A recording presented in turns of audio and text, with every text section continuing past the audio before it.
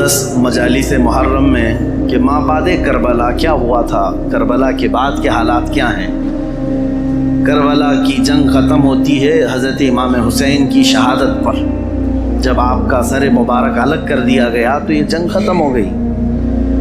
جشن منایا یزیدیوں نے، تقریباً 22,000 کا جو لشکر تھا اس میں کئی مرے بھی تھے، لیکن امام حسین کا سر مبارک جب آیا وہاں پر تو عجیب حالات تھے۔ کچھ صحابہ بھی وہاں موجود تھے، انہوں نے یہ روایت بھی بیان کی ہے۔ دمشق کے دربار میں جب امام حسین کا سر لایا گیا، اس وقت سیدہ زینب رضی اللہ تعالی عنہا نے ایک خطبہ دیا تھا وہاں یزید کے دربار میں۔ پردے میں تھی لیکن انہوں نے حالات بیان کیے تھے، وہ کرب ہے، وہ درد ہے ان کے خطبے میں۔ انہوں نے جھنجھوڑ رکھا تھا، حتیٰ کہ جو یزیدی دربار میں کھڑے تھے وہ بے اختیار رونے لگ گئے تھے، چاہے جیسا بھی پتھر دل ہو لیکن پگھل گیا تھا۔ الحمدللہ وکفا وسلام علی حبیبہ المصطفیٰ، اما بعد فاعوذ باللہ من الشیطان الرجیم، بسم اللہ الرحمن الرحیم۔ وما اللہ بغافل عما يعمل الظالمون انما يؤخرهم لیوم تشخص فیہ الابصار، صدق اللہ مولانا العظیم۔ بارگاہ رسالت معاذ صلی اللہ تعالی علیہ وسلم میں درود پاک کا ہدیہ پیش کریں۔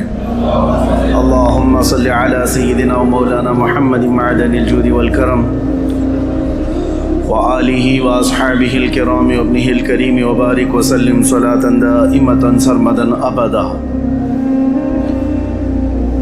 اردو میں ایک مشہور محاورہ ہے، ایک چھوٹا سا اگرچہ ٹکڑا ہے لیکن بہت معنی خیز ہے۔ لمحے نے خطا کی، صدیوں نے سزا پائی۔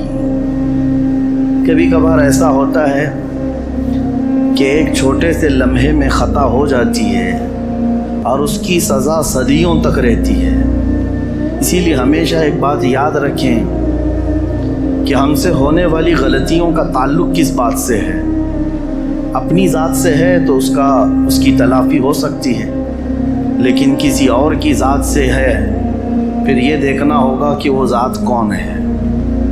میں یہ بات اس لیے عرض کر رہا ہوں کہ کربلا کے واقعات کے بعد صدیاں گزر گئیں، لیکن اس ظالم حکومت یزید کی حکومت پر اب تک لعنت کی جا رہی ہے اور قیامت تک یہ چلتا رہے گا۔ حالانکہ اگر تاریخ دیکھی جائے تو بہت مختصر سی حکومت کرنے والا ہے شخص، یعنی صرف اس کو 3 سال ملے۔ حضرت امیر معاویہ کے انتقال کے بعد تخت پر بیٹھا اور 3 سال تک حکومت کیا، اس کے بعد بہت سخت بیماری کے عالم میں مر گیا۔ تو یزید کا دور حکومت صرف 3 سال ہے، لیکن ان 3 سالوں کے اندر جو سب سے ہولناک حادثہ پیش آیا ہے وہ کربلا کا ہے۔ اور دوسری بات یہ ہے کہ یزید کربلا میں حاضر بھی نہیں تھا، کربلا میں گیا نہیں ہے، لیکن سارا الزام اس کے سر پر ہے۔ اس کی وجہ یہ ہے کہ اس کی منشا سے ہوا تھا، اس کے حکم پر ہوا تھا۔ اب اس بات کا اندازہ کیجئے کہ ہم سے ہونے والی کوئی بھی غلطی اگر کسی ایسی ذات سے ہے جو اللہ کا محبوب ہے تو پھر یہ غلطی بھلائی نہیں جاتی، قیامت تک یاد رکھی جاتی۔ اللہ والوں کے ساتھ اگر تمہاری کوئی زیادتی ہو گئی تو یہ بھلایا نہیں جائے گا، ہمیشہ تم ملعون کہلائے جاؤ گے۔ اس بات کا ہمیشہ لحاظ رکھا جائے۔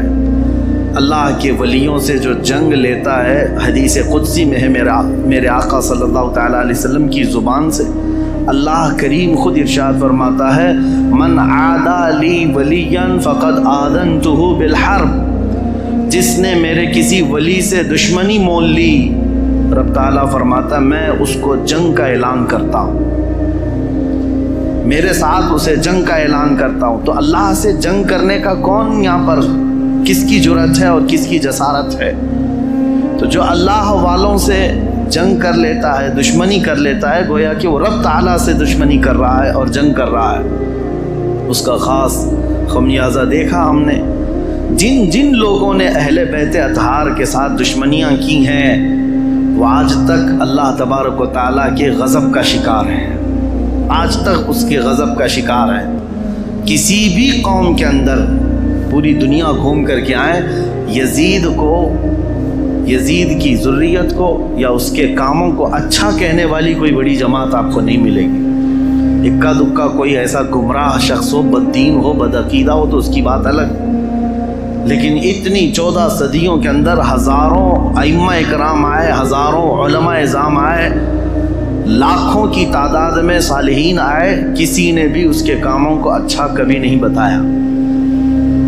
ایک وجہ یہ بھی ہے میرے عزیزو، اس نے زندگی میں کبھی کچھ اچھے کام کیے ہوں گے لیکن اس کا فرق نہیں پڑتا، برائی غالب آ جاتی، اور وہ بھی برائی ایسی کہ رسول اللہ صلی اللہ تعالیٰ علیہ وسلم کے نواسے کا اور ان کے خاندان والوں کا اس طرح سے قتل کر دینا کہ جس کو رہتی دنیا تک یاد کیا جاتا ہے۔ اب ان کے بعد حالات کیا ہوئے، جیسا کہ میں نے اعلان کیا تھا 10 مجالس محرم میں کہ ما بعد کربلا کیا ہوا تھا، کربلا کے بعد کے حالات کیا ہیں۔ کربلا کی جنگ ختم ہوتی ہے حضرت امام حسین کی شہادت پر، جب آپ کا سر مبارک الگ کر دیا گیا تو یہ جنگ ختم ہو گئی۔ جشن منایا یزیدیوں نے، تقریباً 22,000 کا جو لشکر تھا اس میں کئی مرے بھی تھے، لیکن جلد بازی میں سارے جتنے بھی شہداء تھے سب کو ادھر ادھر بکھیر دیا گیا، لیکن چند سروں کو انہوں نے جمع کیا، خاص طور پر مولا امام حسین رضی اللہ تعالیٰ عنہ کا سر، کیونکہ دلیل کے طور پر انہیں یہ لے کر کے جانا تھا یزید کے دربار میں کہ دکھایا جائے کہ ہماری جنگ بھی ہوئی اور ہم نے کاٹ بھی دیا ہے، ختم کر دیا ہے۔ کبھی کبھار انسان حیوانیت کا شکار ہو جاتا ہے اور اتنا گرتا ہے کہ جانور بھی ایسا نہیں کرتے۔ اسی لیے امام غزالی کی وہ بات یاد رکھو کہ انسان کی 3 قسمیں، کبھی افضل ہو جائے تو فرشتوں سے بھی افضل بنتا ہے، اور کبھی نیچے گر جائے تو یہ جانوروں سے زیادہ ذلیل ہو جاتا ہے۔ جانور اپنی برادریوں میں سے کسی کا ایسا بہشکار یا ایسا قتل نہیں کرتے جیسا انسان انسانیت کا کرتا ہے، انسانوں کے ساتھ کرتا ہے۔ تو بہرحال جس نبی کا کلمہ پڑھتی تھی یہ جماعت، اس نبی کے اس نواسے کو جس کو رسول اللہ بے حد محبت کرتے تھے اور جس کے متعلق یہ فرمایا تھا کہ یہ جنتی جوانوں کا سردار ہے، اس کو کاٹ کر کے لے جا رہے ہیں، سر بھی لے کر کے جا رہے ہیں ساتھ میں۔ اور جب کربلا سے نکل کر کے یہ سب سے پہلے آئے تھے کوفہ کی سرزمین، یہی تو امام حسین کو بلایا گیا تھا کہ آپ آ جائیے، یہاں سے آپ کو امیر المومنین منتخب کیا جائے گا۔ اسی کوفہ میں امام حسین کا سر لایا گیا تھا۔ کوفہ والوں پر اہل بیت اطہار کی طرف سے ایک غضب بھی ہے، اور آج دنیا میں دھوکے کے نام سے اگر کوئی چیز جانی جاتی ہے تو کوفہ، کسی کو اگر کہہ دیا جائے کہ کوفی ہے تو ایک محاورہ ہے، مثل بن گئی ہے کہ دھوکہ دینے والے کو کہتے ہیں، کیونکہ وہ دھوکے میں مشہور ہو گئے، بہت مشہور ہو گئے۔ تو کوفہ میں جب سر لایا گیا تو لوگوں کا ایک تانتا بند گیا دیکھنے کے لیے، اور عبید اللہ بن زیاد جو وہاں کا گورنر تھا اس کے پاس سر رکھا گیا تو اس نے اس کی بے حرمتی بھی کی، کہا حسین اگر تم یہاں نہ آتے تو تمہارے ساتھ یہ نہ ہوتا۔ اس وقت مسجد میں ایک بوڑھے صحابی بیٹھے ہوئے تھے، عبید اللہ بن زیاد امام حسین کو کیا کہہ رہا تھا کہ ختم ہو گیا جھوٹا شخص بھی اور جھوٹے کا بیٹا بھی، نعوذ باللہ۔ یہ سیدنا مولا علی کو بھی گالی تھی اور امام حسین کو بھی گالی تھی۔ صحابی رسول کو برداشت نہ ہوا، 80 سال کی عمر کے تھے، مسجد میں کھڑے ہو گئے، کہا وہ ابن مرجانہ، اس کی ماں کا نام مرجانہ تھا، اس کے باپ سے لوگ جب کسی کو عربی میں گالی دی جاتی تھی تو ماں کا نام لے کر کے کہتے کہ باپ کا پتہ ہی نہیں۔ وہ ابن مرجانہ کہ تو جس کے بارے میں کہہ رہا ہے وہ اس روئے زمین میں سب سے اعلیٰ، اس کا باپ سب سے اعلیٰ اور اس کا نانا سب سے اعلیٰ ہے، جس حسین کے بارے میں تو کہہ رہا ہے، اور میں گواہی دیتا ہوں اے کوفہ والو، یہ عبید اللہ بن زیاد کذاب ہے، دجال ہے اور دجال کا بیٹا ہے، کذاب ابن کذاب ہے۔ انہوں نے اپنا حق ادا کیا، بھری محفل میں بھی حق بات کھڑے ہو کر کہہ دینا عبید اللہ بن زیاد نے اس بوڑھے صحابی کو اسی مجلس میں قتل کروا دیا. 80 سال کی عمر کے تھے. دیکھیں ہر زمانے میں حق بات کو ایکسیپٹ کرنے والے اور بڑھ چڑھ کر اعلان کرنے والے موجود رہیں گے. بزدل چاہے جتنے بھی بن جائیں لیکن کوئی نہ کوئی مجلس میں رہے گا، کیونکہ اللہ کا دین ہے اور صبح قیامت تک اللہ حق بولنے والوں کو زندہ رکھے گا. پھر اس کے بعد یہ سر امام حسین کا دمشق لایا گیا جو ملک شام کی راجدھانی ہے. دمشق میں یزید کا تخت خلافت تھا. وہاں پہلے ہی سے لوگوں میں اعلان ہو گیا تھا کہ کربلا میں جو جنگ ہوئی اس میں لٹا ہوا قافلہ آ رہا ہے. امام حسین کو، ان کے سر کو اور ان کے خاندان کی بیویوں کو اور ان کے بیٹوں کو قیدی بنا کر لایا جا رہا ہے. امام زین العابدین امام حسین کے بیٹے جو بیمار تھے کربلا میں، وہ جنگ میں میدان میں نہیں اترے، بیماری کی عالم میں ویسی رہے، اور وہ بھی چل کر کے دمشق پہنچے. وہاں پر بتایا گیا ہے دمشق شہر میں تاشے بج رہے تھے، ڈھول بج رہے تھے، باجے بج رہے تھے. امام حسین کا سر آ رہا ہے تو ایک جلوس کی شکل تھی. لوگ اپنی اپنی برآمدوں میں آ کر چھتوں پر کھڑے ہو کر دیکھ رہے تھے کہ یہ جلوس آ رہا ہے. اس عجیب حال ہے کہ شاعر نے بہت اچھے انداز میں کہا ہے کہ عجیب امت ہے، قتل کیا شبیر کا وہ بھی نعرے تکبیر کے ساتھ. یعنی ایک طرف اللہ اکبر کہنے والے ہی ہیں اور اسی رب ذوالجلال کے سب سے پیارے محبوب صلی اللہ علیہ وسلم کے نواسے کا قتل کر رہی ہے امت، اور پھر اس کے بعد اس کو گھما بھی رہی ہے. جب لایا گیا دمشق تو یہ حالات تھے کہ باجے بج رہے ہیں، ڈھول بج رہے ہیں، تاشے بج رہے ہیں، اور یزید کے دربار میں یہ لٹا ہوا قافلہ جب پہنچا تو یزید نے مگرمچھ کے آنسو بہائے اور کہا حسین اگر تم بغاوت نہ کرتے تو یہ حالات نہ ہوتے، اور اگر میرے سامنے آ جاتے تو میں قتل کا حکم نہیں دیتا. یہ سب حالات لکھے ہوئے ہیں. لیکن میرے عزیزو ایک بات ہے میں یہاں پر کلیئر کر دیتا ہوں. بعض ایسے لوگ ہیں جو تحقیقات کی بنیاد پر یہ کہتے ہیں کہ یزید تو افسوس کر رہا تھا امام حسین کے قتل پر، وہ راضی نہیں تھا. ہم کہتے ہیں یہ قتل ہو جانے کے بعد آنسو بہانا اور راضی نہ ہونے کا ڈھونگ کرنا یہ بات الگ ہے. اگر یزید حقیقت میں راضی نہیں تھا تو امام حسین کے قتل کے سلسلے میں جتنے کوفہ میں گئے تھے ان کو پکڑ کر سزا بھی تو دے سکتا تھا، لیکن سزا کسی کو نہیں دی گئی. اس کا کیا مطلب ہے؟ ایک طرف تم رو کر کے لوگوں کو بتا رہے ہو کہ میں اس سے راضی نہیں تھا. اگر تم راضی نہیں تھے تو عبید اللہ بن زیاد، عمرو بن سعد، شمر، خولی، یہ جن لوگوں نے مولا حسین کے ساتھ ظلم کیا اور ان کے بچوں کو مارا ہے، یزید بھرے دربار میں بلا کر کہتا کہ انہوں نے میری رضا کے خلاف کام کیا ہے، رسول اللہ کے بیٹے کا قتل کیا، لہٰذا ان کا قتل ہوگا. کہیں تاریخ میں نہیں ملتا ہے. تو لہٰذا یہ ڈھونگ رچانا یہ ایسا ہی ہے میرے عزیزو کہ صرف اتنا بیان دے دینا کہ ہمیں کھیت ہے، ہمیں افسوس ہے. یہ تو پولیٹیشین جیسے آج بھی کرتے ہیں سیاسی لوگ. قتل ہو جائے، پورا کا پورا گاؤں جل جائے، اور اس کے بعد تم ایک اسٹیٹمنٹ دے دو کہ ہمیں کھیت ہے، ہمیں افسوس ہے اس بات کا. تو کیا اتنا کہہ دینے سے ساری چیزیں ختم ہو جائیں گی؟ اسی لیے میں نے تقریر کی شروع میں ہی کہا لمحے نے خطا کی صدیوں نے سزا پائی. کبھی ایک لمحہ خطا ہو جاتی ہے اور اس کی سزا قیامت تک قائم رہتی ہے. یہی یزید نے کیا. 3 سالہ دور تھا اس کا، صرف تاریخ میں موجود ہے اس کی حکومت صرف 3 سال چلی، لیکن ان 3 سالوں کے اندر جو اس نے ہولناک یہ حادثہ کیا ہے تو اس کی مذمت اور اس کی وجہ سے اس پر لعنت یہ صدیوں تک جاری رہے گی.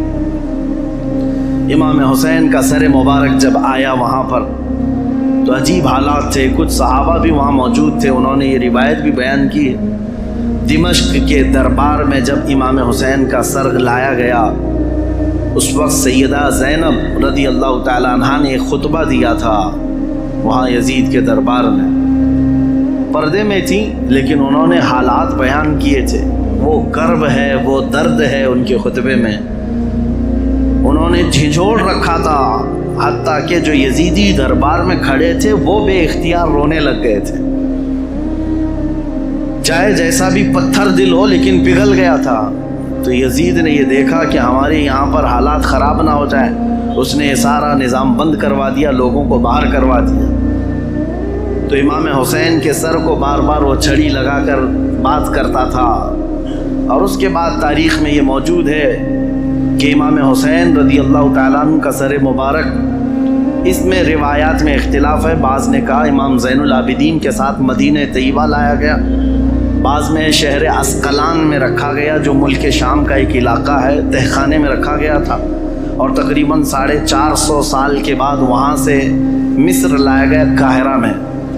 قاہرہ میں آج بھی امام حسین کا سر مبارک دفن ہے، جو وہاں کی تحقیقات ہیں وہ جہاں پر بھی ہے، لیکن ایک بات تو طے ہے، اللہ تبارک و تعالیٰ نے ان کے متعلق فرمایا ہے کہ ان کو مردہ نہ کہو، وہ جہاں ہیں زندہ ہے، شہید ہیں۔ اب جب مدینہ یہ قافلہ آیا تو بڑا غمگین ماحول تھا پورے مدینہ کا۔ مدینہ والوں کو پہلے سے خبر تھی۔ حضرت ام سلمہ رضی اللہ تعالیٰ عنہ میرے آقا صلی اللہ علیہ وسلم کی ایک زوجہ ہیں، حضور کی بیوی۔ ایک مرتبہ حضور اکرم صلی اللہ تعالیٰ علیہ وسلم بیٹھے ہوئے تھے، اچانک آپ کی آنکھوں میں آنسو آئے۔ حضرت ام سلمہ نے پوچھا یا رسول اللہ صلی اللہ علیہ وسلم، یہ آنسو کس بات کے؟ کہا کہ مجھے جبرائیل نے آ کر یہ خبر دی ہے کہ میرے اس لخت جگر فاطمہ کے بیٹے کو میری امت شہید کر دے گی، مار ڈالے گی۔ مجھے اس بات کا قلق ہے، دکھ ہے، اور جبرائیل نے ایک شیشی میں مجھے مٹی لا کر کے دی، وہ اس کربلا کے میدان کی، اور وہ حضرت ام سلمہ کو دے دیا۔ حضور نے کہا کہ یہ شیشی سنبھال کر کے رکھنا، جس دن دیکھنا کہ اس کی مٹی لال ہو گئی تو سمجھ لینا کہ میرا بیٹا شہید ہو گیا۔ تو حضرت ام سلمہ رضی اللہ تعالیٰ عنہ اس وقت موجود تھیں، باحیات تھیں، رسول اللہ صلی اللہ علیہ وسلم کی زوجہ۔ وہ کہتی ہیں کہ وہ شیشی میں نے رکھی تھی، اور جس دن یہ کربلا کا واقعہ پیش آیا اس دن انہوں نے خواب بھی دیکھا حضور صلی اللہ تعالیٰ علیہ وسلم کو، کہ نبی کریم صلی اللہ تعالیٰ علیہ وسلم گرد و غبار جھاڑتے ہوئے اپنے لباس کو جھٹکتے ہوئے تشریف لا رہے ہیں۔ تو حضرت ام سلمہ نے حضور کو خواب میں دیکھ کر پوچھا یا رسول اللہ صلی اللہ تعالیٰ علیہ وسلم، کون سے لمبے سفر سے آپ تشریف لا رہے ہیں کہ گرد و غبار آپ جھاڑتے ہوئے تشریف لا رہے ہیں؟ میرے آقا صلی اللہ تعالیٰ علیہ وسلم نے فرمایا ام سلمہ، میری امت کے اشقیاء نے میرے بیٹے کو اور میرے خاندان کو کاٹ دیا، قتل کر دیا کربلا کے میدان میں۔ ان کی سب کی لاشیں میں جمع کرتا کرتا سب کو دیکھتا ہوا وہاں سے آ رہا ہوں، کربلا کے میدان سے تھکا ہوا۔ حضرت ام سلمہ کہتی ہیں کہ میں گھبرا گئی، یہ خواب دیکھی تھی رات، صبح وہ جلدی اٹھتی ہیں، یہ عاشورہ کا دن تھا، وہ فرماتی ہیں کہ میں جلدی سے جا کر اس شیشی کو یاد کرتی ہوں جو میرے آقا صلی اللہ علیہ وسلم نے مجھے زندگی میں دیا تھا، وہ ویسی ہی سنبھالی رکھی ہوئی تھی۔ جا کر دیکھا تو اس شیشی کے اندر مٹی نہیں، پورا خون جمع تھا۔ حضرت ام سلمہ کہتی ہیں میں نے مدینے والوں کو اسی دن اطلاع دے دی کہ اے اہل مدینہ، رسول اللہ کا بیٹا شہید ہو گیا۔ اس وقت کوئی ٹیلی گرام نہیں تھا، اور نہ ہی کوئی ایسی تیز خبریں لانے والا انٹرنیٹ یا موبائل یا فون کا سسٹم تھا، مواصلات تو نہیں تھے۔ خبریں جو آتی تھی کوئی قاصد خبر لے کر کے آتا تب پتہ چلتا، وہ بھی خبریں کبھی 8 دن کے بعد 10 دن کے بعد پہنچتی تھی، لیکن مدینے والوں کو اسی دن خبر پہنچ گئی تھی کہ امام حسین کا قتل ہو گیا۔ یہ حضرت ام سلمہ نے خبر دی تھی۔ مدینے والوں نے آ کر کے پوچھا کہ یہ حالات ایسے ہو گئے۔ اس کے بعد پھر اس دن سے لے کر ہر دن مدینے والے انتظار میں رہتے کہ رسول اللہ کا یہ خاندان اہل بیت کب یہ واپس مدینے آئیں گے۔ تو ملک شام سے وہ لوگ واپس جب مدینے آ رہے تھے تو پورا مدینہ باہر نکل گیا تھا، پورا مدینہ باہر نکل گیا تھا، اور وہاں پر جو بچی ہوئی عورتیں تھیں، سیدہ زینب اور امام حسین شہید کربلا کی 2 بیویاں جو بیوہ ہو گئیں، اور امام زین العابدین اور امام حسن کے 2 بیٹے، چھوٹا سا ایک قافلہ واپس مدینے آ رہا تھا۔ تو مدینے والے کہتے ہیں جیسے ہی وہ قافلہ مدینے کے اندر آیا تو لوگوں کی ایسی چیخیں بلند ہو گئیں لوگ دیکھتے رہ گئے، کیونکہ رسول اللہ کے گھر کے کچھ افراد مدینے میں ابھی بھی موجود تھے۔ حضرت بی بی سغرا اور امام حسین کی اور ایک بیوی یہاں پر موجود تھی۔ سب انتظار کرتے رہ گئے، اور جیسے ہی یہ لٹا ہوا قافلہ آیا تو مدینے والے کہتے ہیں ایک وہ دن تھا جب رسول پاک صلی اللہ تعالیٰ علیہ وسلم کی وفات ہوئی، اس دن مدینہ سب سے زیادہ رویا تھا، اور دوسرا یہ دن تھا جب امام حسین کا قافلہ، لٹا ہوا قافلہ مدینے میں داخل ہوا تھا تو مدینہ سب سے زیادہ رویا تھا۔ امام زین العابدین بیمار سجاد جیسے ہی مدینے میں داخل ہوئے، سیدھے روضہ رسول پر حاضر ہوئے، اپنے اس قافلے کو لے کر روضہ رسول پر حاضر ہوئے۔ لوگ دھاڑے مار مار کر روتے تھے۔ امام زین العابدین کربلا کی پوری داستان رسول اللہ کو سنا رہے تھے کھڑے ہو کر، کہہ رہے تھے یا اللہ کے رسول، نبی محترم، نبی محتشم، آپ کے اس لاڈلے نواسے کو جو آپ کے کندھوں پر بیٹھ کر سواری کرتا تھا، آپ کا وہ لاڈلا نواسا جو آپ سجدے میں جائیں تو پیٹھ پر سوار ہو جاتا تھا، اس لاڈلے نواسے کو اشقیاء کی جماعت نے بغیر پانی دیے، بغیر کھانا دیے ذبح کر دیا۔ اے اللہ کے رسول، ہم نے اپنی آنکھوں سے دیکھا ہے آپ کے اہل بیت اطہار میں سے 6 ماہ کے علی اصغر کو بھی انہوں نے تیروں سے چھلنی کر دیا، آپ کے گھر کے ہر جوان بچے کو گھوڑوں پر سے دوڑا کر کے ان کی لاشوں کی بے حرمتی کر دی۔ جب امام زین العابدین رو رو کر کے یہ بیان کرتے تو مدینہ، جتنے لوگ تھے مدینے کے وہاں موجود، سب چیخیں بلند ہو گئی، کئی لوگ تو وہاں غش کھا کر گر گئے تھے اس غم کی داستان پر۔ اس کے بعد امام زین العابدین جب تک زندہ رہے، کبھی ان کو کسی نے ہنستے ہوئے نہیں دیکھا، کبھی مسکراتے ہوئے نہیں دیکھا۔ بعض روایتیں بتاتی ہیں کہ امام زین العابدین رضی اللہ تعالیٰ عنہ کو لوگ ہنسانے کی کوشش کرتے، کہتے کہ وہ حالات ہو گئے ختم، اب تو آپ معمول کے حالات پر آ جائیں۔ آپ یہی فرماتے کہ جس کے سامنے اس کے گھر کے سارے افراد کو 3 دن کی پیاس اور بھوک کے بعد ٹکڑے ٹکڑے کر دیے گئے ہوں، اور تم اس شخص سے ہنسنے کی امید رکھتے ہو، اس سے مسکرانے کی امید رکھتے ہو۔ امام زین العابدین کو کبھی کسی نے مسکراتے نہیں دیکھا، کبھی وہ کسی قصاب کی دکان کے پاس سے گزرتے تو روتے کھڑے ہو جاتے۔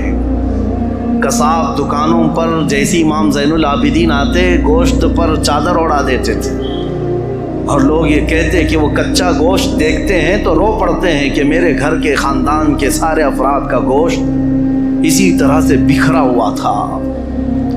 وہ کسی ذبح کرتے ہوئے جانور کو دیکھتے تو رو پڑتے تھے، ان کی آنکھوں سے آنسو نکل آتے، اور یہی کہتے کہ لوگ تو جانوروں کو پانی پلا کر ذبح کرتے ہیں، میرے باپ کو لوگوں نے 3 دن کی پیاس کے بعد ذبح کیا تھا۔ تو ان کے غم کے برابر تو میں سمجھتا ہوں دنیا کا غم ہی نہیں ہے امام زین العابدین کا۔ لیکن میرے عزیزو، قرآن کی آیت بالکل برحق ہے۔ میرا مولا فرماتا ہے وَمَا اللَّهُ بِغَافِلٍ عَمَّا يَعْمَلُ الظَّالِمُونَ، اللہ ظالموں کے کام سے غافل نہیں ہے، بے خبر نہیں ہے، ہر ظالم اپنے انجام کو پہنچے گا ضرور۔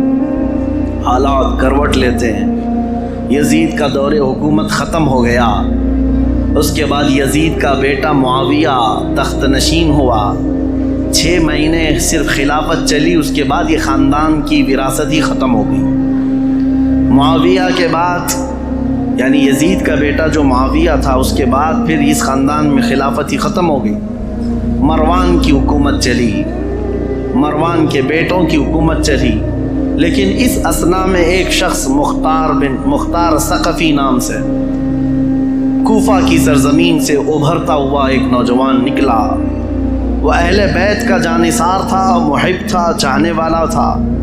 وہ کوفہ کی ساری طاقت و قوت کو اس نے جمع کر لیا، اور اسی دن سے اس نے طے کیا کہ رسول اللہ کے خاندان کے ساتھ جو ہوا ہے میں اس کا بدلہ لے کر کے رہوں گا، میں کفارہ ادا کروں گا۔ تھا تو کوفہ کا رہنے والا، اور اس نے اپنی پوری مجتمع طاقت کو لے کر وہاں کی سارے لوگوں کو جمع کر لیا. اس کے بعد پھر ایک ایک بعد دیگرے لوگوں کو ڈھونڈنا شروع کیا.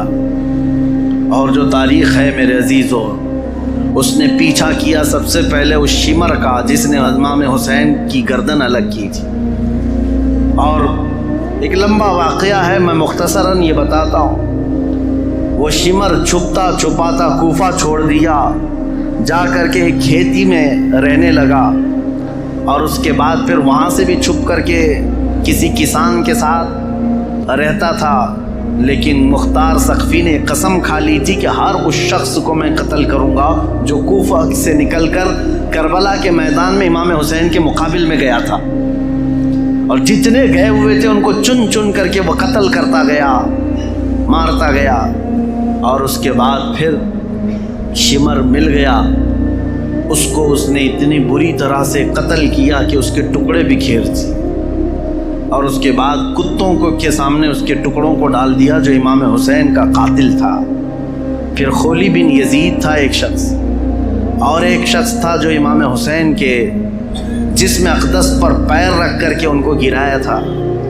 وہ تو پہلے ہی مر گیا. تو مختار ثقفی نے کہا کسی بھی کوفی کو مرنے کا بھی حق نہیں ہے بغیر سزا لیے ہوئے. اس نے اس کی قبر کھدوا دی اور اس کے بعد اس کی لاش کو جلوا دیا. کہا یہ عبرت ہے لوگوں کے لیے. اور اس کے بعد عبید اللہ بن زیاد جو گورنر تھا، اس کی جنگ ہو گئی ابراہیم ایک اور گورنر بصرہ کے گورنر کے ساتھ، اور وہ حاوی ہو گیا. عبید اللہ بن زیاد کی فوج ماری گئی. پھر عبید اللہ بن زیاد گرفتار ہو کر کے آیا تو مختار ثقفی گیا اور کہا کہ یہ شخص میرے حوالے کرو. یہی ہے پورے کربلا کی داستان کا اصل مجرم. کوفہ کا گورنر بن کر کے آیا، امام مسلم کو قتل کیا، ہانی بن عروہ کو قتل کیا، اور اسی نے بھیجا تھا کربلا میں. پھر عبید اللہ بن زیاد کو اس نے گرفتار کر کے چوراہے پر کھڑا کیا. اور اس کے بعد اس کے ساتھ بھی وہی حشر ہوا میرے عزیزو، جس کو بیان نہیں کیا جا سکتا. کہ وہ موت مانگتا تھا لیکن کوئی اس کو وہاں پر مکمل قتل کرنا بھی نہیں چاہتا تھا. اور مختار ثقفی اس کی انگلی کاٹتا اور اس کے بعد کہتا کہ درد کیسا لگتا ہے. کبھی اس کا کان کاٹتا اور کہتا درد کیسا لگتا ہے. تو نے رسول اللہ کے چھوٹے چھوٹے بچوں کو قتل کیا. آج تیری انگلی کٹنے پر تو گوارا نہیں کر پاتا، برداشت نہیں کر پاتا. اس حسین ابن علی نے کیسے گوارا کیا ہوگا جب 6 مہینے کے بچے کی گردن میں تم نے تیر ڈال دیا تھا. کئی دنوں کی اس مشقت کے بعد عبید اللہ بن زیاد کو بھی قتل کر دیا گیا، ختم ہو گئے. اور جتنے گئے ہوئے تھے عمرو بن سعد سب مارے گئے، ایک بھی نہیں بچا. یہاں تک کہ یہ سلسلہ تقریباً 3 یا 4 سال تک چلا. مختار ثقفی کو جتنے لوگوں کی لسٹ تھی اس نے ایک بندے کو بھی نہیں چھوڑا. اسی لیے یہ تاریخ میں بات رقم ہے کہ کربلا کے میدان میں جتنے بھی مقابل میں آئے تھے، عبید اللہ بن زیاد کی اغوائی میں آنے والی یہ پوری جماعت 22,000 کی، ان میں سے ایک شخص بھی نہیں بچا. اور تاریخ میں ساتھ یہ بھی لکھا گیا ہے ان میں سے کسی ایک کی نسل بھی نہیں چلی، کسی ایک کی نسل بھی نہیں چلی. اب یہاں دیکھیے تاریخ کا کیسا عجیب منظر ہے. 22,000 ختم ہو گئے 4 سال کے اندر اور نسل بھی نہیں چلی. اور امام حسین کے ٹکڑے کر دیے گئے لیکن نسل 14 صدیوں سے اب بھی چل رہی ہے، اب بھی چل رہی ہے. حسینی سادات ہر جگہ موجود ہیں میرے عزیزو. اسی لیے میرا رب تعالیٰ فرماتا ہے اللہ تعالیٰ ظالموں کے کام سے بے خبر نہیں ہے. اور جب اللہ انتقام لیتا ہے تو پھر تمہاری نسلیں بھی ختم ہو جاتی ہیں. اسی لیے ہمیشہ اس بات کا خیال رکھیں کہ ہم سے ہونے والی خطائیں، غلطیاں، اگر اس کا تعلق اللہ کی کسی محبوب بندے سے ہے تو پھر قیامت تک تم پر لعنت برسائی جائے گی. کبھی ہرگز ایسا کام ہونے نہ پائے کہ تم سے زیادتی ہو گئی ہو اور وہ بھی کسی اللہ والے کے ساتھ، ورنہ اللہ انتقام لے گا، اللہ انتقام لے گا. آپ یہ مت سمجھ کر کے چلے کہ صرف ایک کربلا ہو گیا اور ایک یزید تھا، ایک حسین تھے. اور پھر معاملات نہیں، ہر دور میں یہ معاملات ہوتے ہیں۔ آج بھی آپ کو یہی نصیحت کر رہا ہوں کہ کبھی تمہاری طرف سے کسی ایسی شخصیت کو تکلیف نہ پہنچاؤ جو اللہ والا ہے، اللہ کا محبوب بندہ ہو، ورنہ ہوگا یہ کہ اس کا انتقام اللہ لے گا، اللہ کی طرف سے ہوگا۔